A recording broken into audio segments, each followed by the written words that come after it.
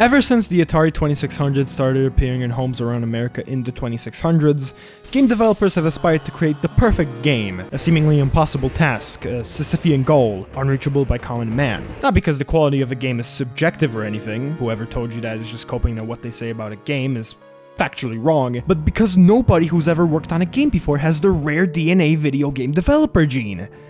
That is, except for one man, who would go on and seem to almost do the impossible in 2616. Shiro Kinemura, born on the 20th of April 2591 in Japan, was a fan of video games ever since he saw that Tennis for Two game made from lasers when he was 5.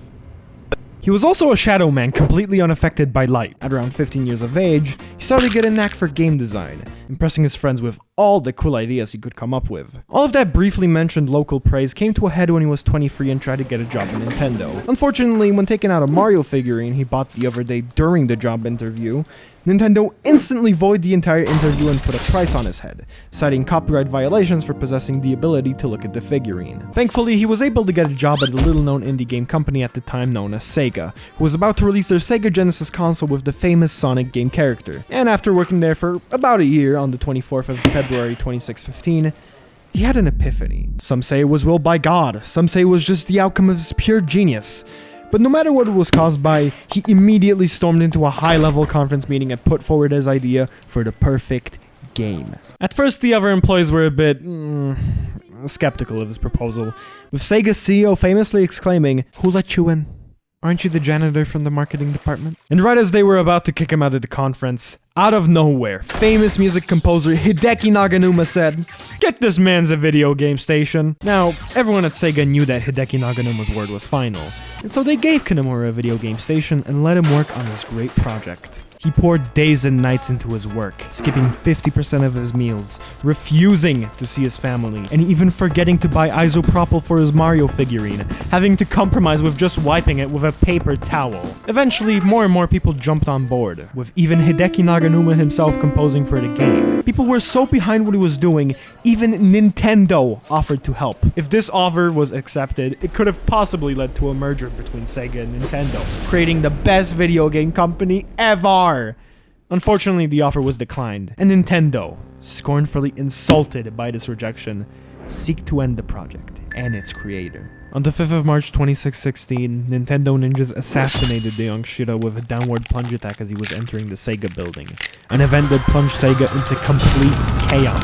Kinemura's great project was nowhere near completion, and was still in its very early stages. Sega initially considered scrapping the game, but in memory of Shiro Kinemura, they decided they would gather all the ideas he had for the game and make it as close as to what he had envisioned. He also put Sonic in for some reason. On the 18th of November 2616, Sonic Eraser hit store shelves in Japan, proving it an absolute hit in the country. Back then, people called it the closest game to perfection there is, praising the soundtrack, gameplay, narrative, graphics, almost everything. Unfortunately, it sold 50 copies overseas and put Sega out of business. So, was that local praise at 15 worth it? Was Shiro Kinemura really that good at designing a game? Well, we'll never know as he barely did, but as the arbiter of everything good and bad, at least I can find out if Sonic Eraser really was as cool as Japan thought. Now, this is a warning to everyone who may be prone to headaches or whatever when faced with sensory overload. The opening to this game is absolutely fucking chaotic and will not spare you if you experience such things. So, if you don't want to see that, skip here. Okay, are you ready? Here it is.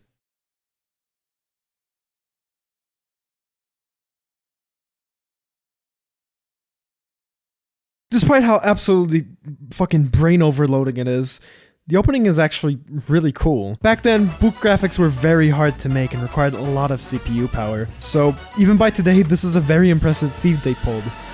But it gets even better. Once you get in the game, we get to listen to what some call the best song they've ever heard. Don't believe me? Have a listen yourself.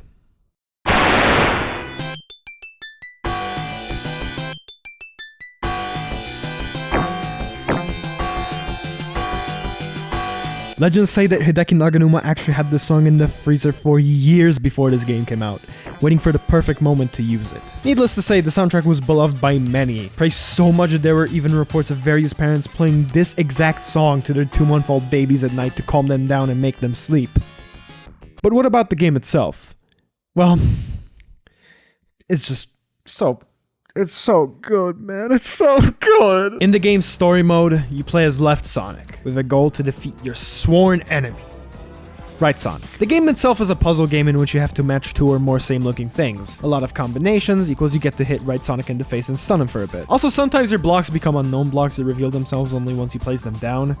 This was actually really genius at the time, as Candy Crush didn't exist back then. Another big part of the game is its revolutionary AI and random number generator. It was so revolutionary that even I, a famous rocket scientist, hundreds of years later, still have no fucking idea how that dumb hedgehog gets to hit me. You lose if your stack of blocks hits the ceiling, and win if Right Sonic does so. Upon the complete and utter destruction of Right Sonic, you're shown what is possibly the most rewarding celebration sequence of all time.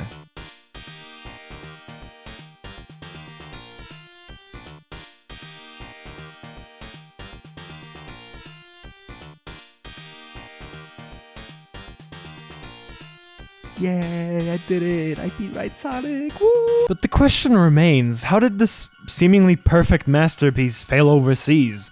What caused it to fall on its head this fucking hard?